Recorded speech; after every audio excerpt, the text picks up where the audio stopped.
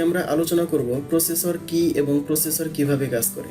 এছাড়া কোনো কম্পিউটার চলবে না, তাই কম্পিউটারের এই গুরুত্বপূর্ণ অংশটি সম্পর্কে আমাদের প্রত্যেকেরই ধারণা থাকা জরুরি। প্রসেসর হচ্ছে কম্পিউটারের মস্তিষ্ক। মানুষের মস্তিষ্ক যেমন সকল অঙ্গকে নির্দেশ দিয়ে কাজ করায়, কম্পিউটার প্রসেসরও ঠিক একইভাবে কাজ করে থাকে।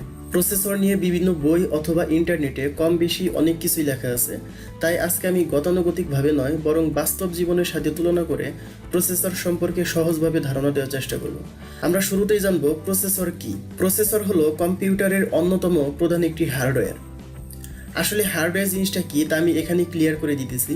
নর্মালি কম্পিউটারের ক্ষেত্রে হার্ডওয়্যার বলতে বোঝায় যা আমরা হাত দিয়ে স্পর্শ করতে পারি। যেহেতু প্রসেসরকে আমরা হাত দিয়ে স্পর্শ করতে পারি, তাই এই প্রসেসরকে আমরা হার্ডওয়্যার ডিভাইসও বলে থাকি। অপরদিকে কম্পিউটারের ক্ষেত্রে যা আমরা হাত দিয়ে স্পর্শ করতে পারি না তাকে সাধারণত সফটওয়্যার বলে থাকি। আশা করি এখান থেকে হার্ডওয়্যার এবং সফটওয়্যার সম্পর্কে কিছুটা জানতে পেরেছেন। মূলত সেন্ট্রাল প্রসেসিং ইউনিট বা সিপিইউ কে প্রসেসর বলা হয়ে থাকে। কম্পিউটারে নিয়ন্ত্রণ করার সকল কাজ এই যন্ত্রাংশটি করে থাকে। 1971 সালে সর্বপ্রথম ইন্টেল কোম্পানি ইন্টেল 4004 নামে একটি মাইক্রোপ্রসেসর বাজারজাত শুরু করে। আর এই প্রসেসরগুলো ছিল সিলিকনের উপর হাজার হাজার ট্রানজিস্টরের সমন্বয়ে তৈরি করা। প্রসেসর নির্মাতা প্রতিষ্ঠানগুলোর মধ্যে সবচেয়ে জনপ্রিয় হলো ইন্টেল এবং এএমডি। তবে আমাদের দেশে ইন্টেল প্রসেসরের জনপ্রিয়তা একটু বেশি। ইন্টেল এবং এএমডি এই দুইটা প্রসেসরের মধ্যে পার্থক্য এবং এই দুইটা প্রসেসর সম্পর্কে আরও বিস্তারিত আমরা আরেকটি ভিডিওতে আলোচনা করার চেষ্টা করব। এবার আসুন জানা যাক প্রসেসর কিভাবে কাজ করে থাকে। বাস্তব একটি উদাহরণ দেই।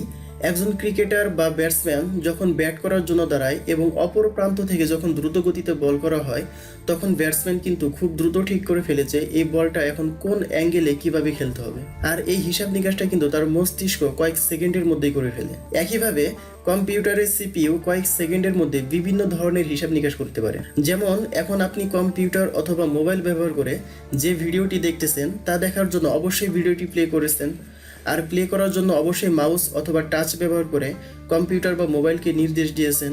সেই নির্দেশটা কিন্তু প্রসেসর পালন করেছে, আর কয়েক সেকেন্ডের মধ্যে তার ফলাফল কিন্তু আপনাকে স্ক্রিনে দেখিয়ে দিয়েছে। কম্পিউটারের কাজগুলো সাধারণত বাইনারি সংখ্যা 0 এবং 1 এই নির্দেশেই হয়ে থাকে। অর্থাৎ এখানে 0 মানে বন্ধ আর 1 মানে হলো চালু। এখানে 0 এবং 1 এই প্রত্যেকটিকে এক একটি বিট হিসেবে ধরা হয়। কম্পিউটারকে যখন 0 নির্দেশ করা হয় তখন প্রসেসরের কোটি কোটি ট্রানজিস্টরের কোনো একটি বন্ধ হয়ে যায়। আবার যখন 1 নির্দেশ করা হয় তখন সেটি চালু হয়ে যায়। এই নির্দেশ কিন্তু আপনি মাউস অথবা কিবোর্ড দিয়েই দিচ্ছেন। আর নির্দেশগুলো অনেক সময় বাক্য অথবা বিভিন্ন সংখ্যা আকারে যায়। যেমন আমরা মানুষেরা অনেক সময় বলে থাকি যে যাও বাজার নিয়ে আসো, অথচ কম্পিউটারকে এই বাক্যটি বোঝানোর উপায় হলো 10010001 এই ধরনের বাইনারি ফরম্যাটে। এবার চলুন জানা যাক প্রসেসরের এই কাজগুলো সম্পাদন করার ধাপ ও প্রক্রিয়ার নাম সম্পর্কে। প্রথমে আসি ক্লক স্পিড বিষয়ে। আপনারা যদি প্রসেসর কিনে থাকেন তাহলে একটু লক্ষ্য করে দেখবেন যে প্রসেসরের বক্সে লেখা থাকে 2.3 গিগাহার্টজ বা 3 গিগাহার্টজ অথবা অন্য কোনো একটি সংখ্যা। আসলে এই স্পিডটাই হলো এখানে ক্লক স্পিড। প্রসেসর প্রতি সেকেন্ডে কতবার হিসাব নিকাশ করতে পারে তার পরিমাণ এই ক্লক স্পিড দিয়ে চেক করা হয়। এটি প্রসেসরের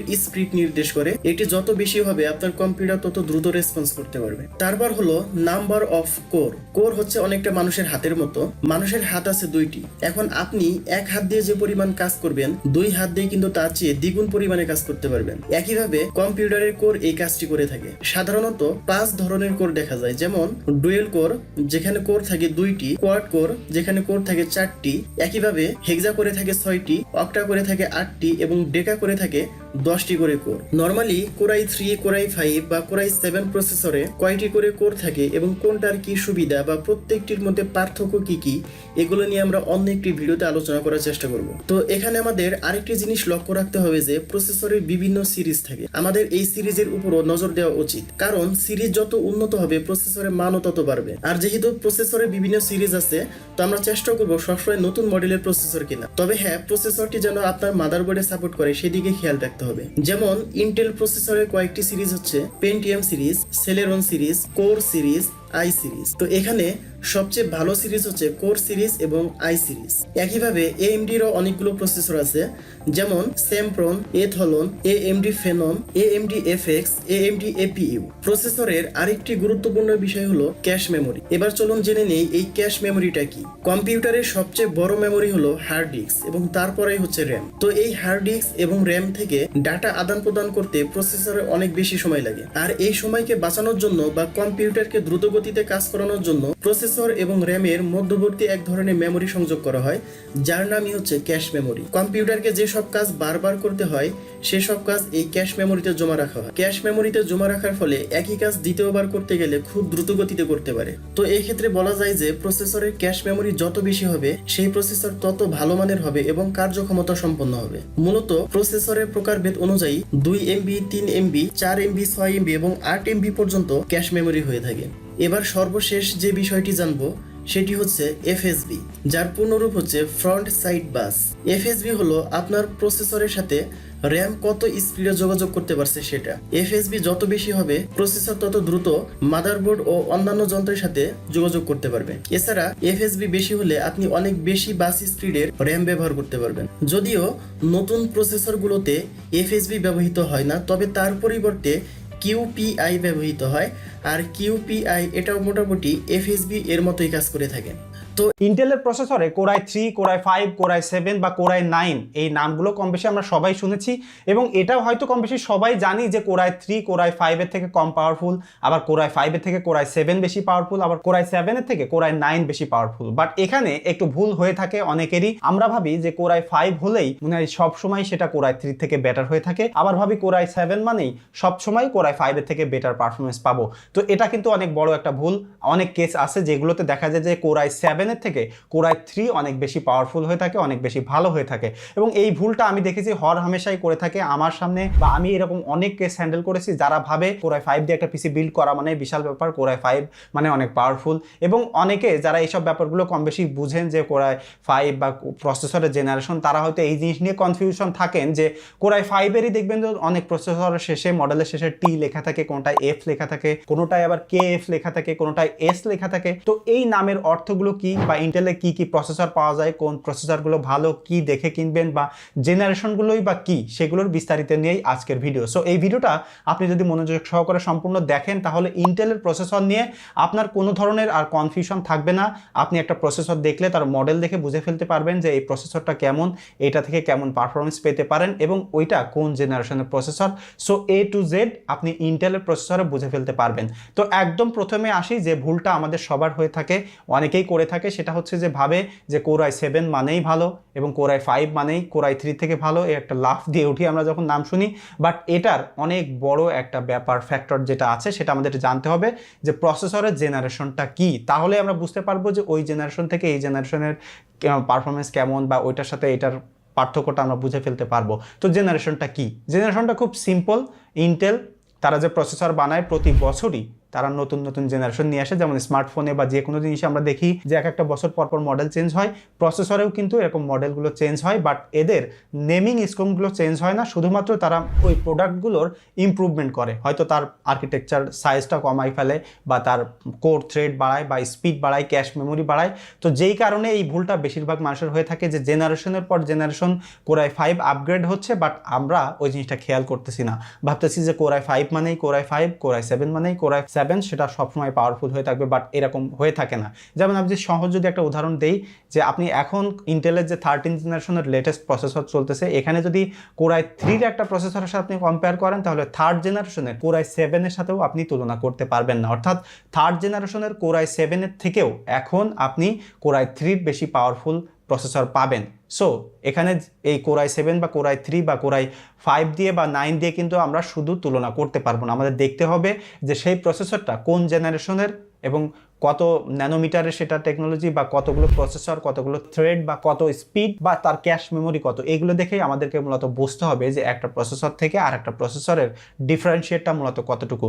সো আপনি যদি দেখেন যে Core i7 এর থার্ড জেনারেশন একটা প্রসেসর, সেটাতে দেখবেন যে 4 কোর 8 থ্রেড, এবং যদি লেটেস্ট জেনারেশন এখন দেখতে পান একটা প্রসেসর, সেখানে আপনি দেখবেন যে 10 কোর বা 20 কোরের একটা Core i7 প্রসেসর। সো সেখানে কিন্তু হিউজ একটা স্পিডের ডিফারেন্ট, এবং এছাড়া তাদের পাওয়ার কনজামশনের একটা ডিফারেন্ট আছে, তাদের ক্যাশ মেমোরির একটা ডিফারেন্ট আছে। যেমন আগের সেটাই 8 মেগাবাইট ক্যাশ এবং এখানে 32 মেগাবাইট ক্যাশ পেয়ে যাবেন। সো এটা তো বুঝে ফেললাম যে Core i5 বা Core i7 বা Core i9 এর জেনারেশনের ব্যাপার স্যাপার।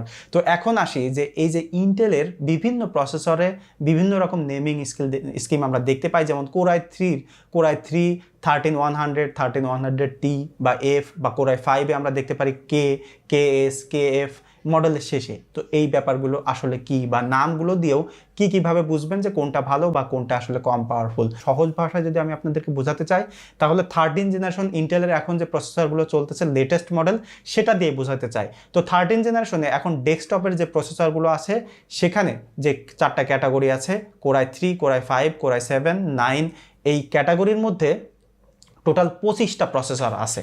তো এই ভিডিওটায় আমি শুধুমাত্র ডেস্কটপ প্রসেসরের কথা স্কিমগুলো বোঝাচ্ছি, এগুলো কিন্তু ল্যাপটপের প্রসেসরের ক্ষেত্রে আলাদা হয়ে থাকে, তো সেটা মাথায় রাখবেন। তো এখন যে কথা বললাম যে ডেস্কটপের জন্য 13 জেনারেশনে Core i7 এর 25টা প্রসেসর আছে। তো তার মধ্যে Core i3 এর 3টা প্রসেসর আছে, Core i5 এর 9টা প্রসেসর আছে এবং Core i7 এর 5টা প্রসেসর আছে এবং Core i9 এর 8টা প্রসেসর আছে। সো এই মডেলগুলোর কি বিস্তারিত একটু দেখে নেওয়া যাক। তো Core i3-তে আমরা যদি দেখি এই 13 জেনারেশনে, তাহলে তাদের 3টা প্রসেসর আছে, নামগুলো এখানে আমি দিয়ে দিচ্ছি। তো তার নামের শেষে আপনারা দেখতে পারবেন যে একটাই টি আছে এবং একটা এফ আছে।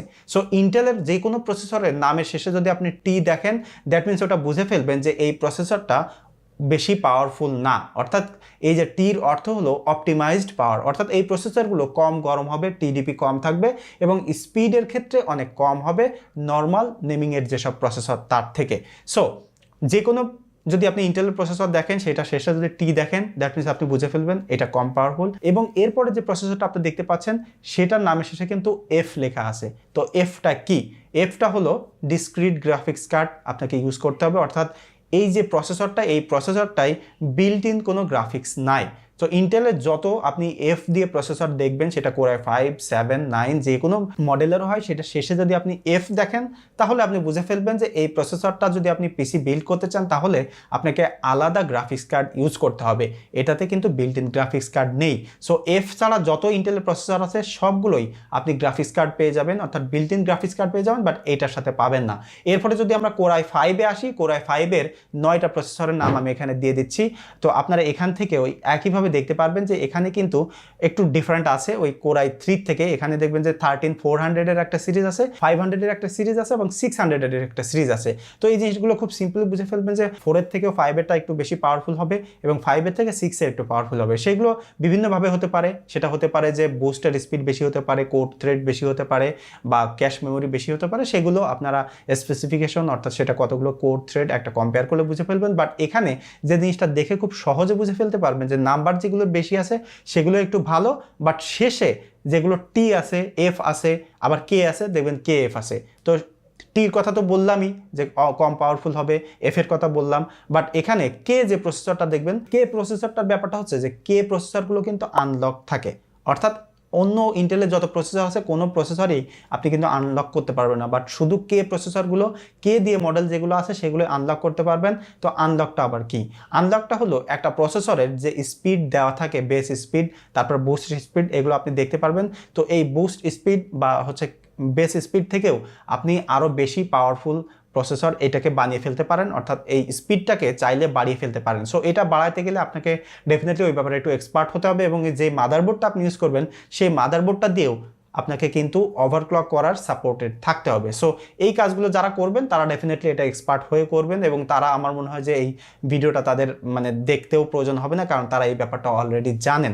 তো এরপরে যে জিনিসটা দেখবেন যে কে এফ মডেল যেটা আছে সেটা কিন্তু খুবই সিম্পল। সেটা হচ্ছে যে ওই প্রসেসরটা আনলকড, বাট ওইটার সাথে বিল্ট ইন গ্রাফিক্সটা নাই। সো এটা কিন্তু খুবই সিম্পলি আমরা বুঝে ফেললাম। তারপরে আসি Core i7 সিরিজের যে 5টা প্রসেসর আছে সেগুলোর নামটা একটুখানি আমি দিয়ে দিচ্ছি। দেখতে পারবেন যে এখানে দেখবেন 13700 দিয়েই সবগুলোর নাম আছে, বাট এর শেষে টি আছে, এফ আছে এবং কে আছে, সেই সাথে সাথে কে এফ আছে। তো এগুলো তো খুব সিম্পলি আগের মতো যেটা বললাম সেটাগুলোও কিন্তু এগুলোর সাথে অ্যাপ্লাই হবে, অর্থাৎ টি একটু কম পাওয়ারফুল হবে এই যে 13700 এর থেকে।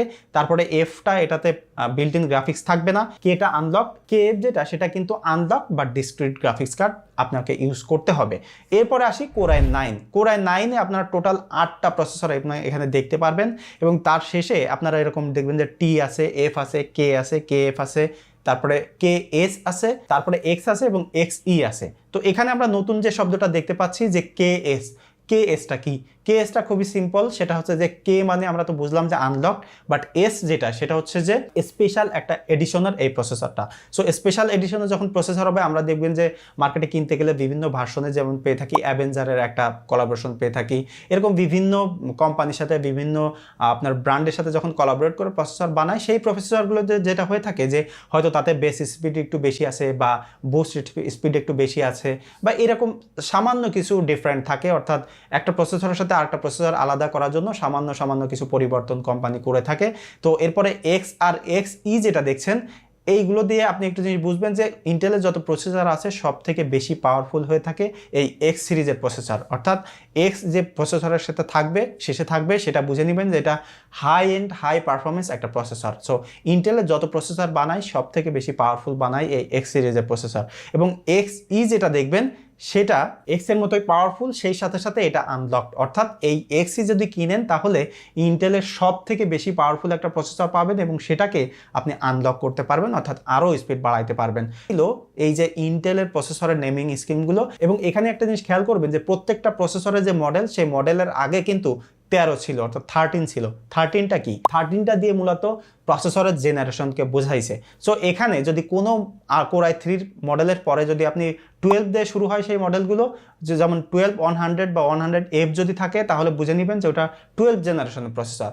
যদি ওখানে 11 থাকে তাহলে এটা 11 জেনারেশন প্রসেসর, যদি এখানে 10 থাকে তাহলে 10 জেনারেশন প্রসেসর। সো এরকম যত নিচের দিকে আসবে তত ওটার জেনারেশন কিন্তু নিচের দিকে যেতে। ইন্টেলের প্রসেসরগুলোর নেমিং স্কিম এবং বিস্তারিত নিয়েই আজকের ভিডিও।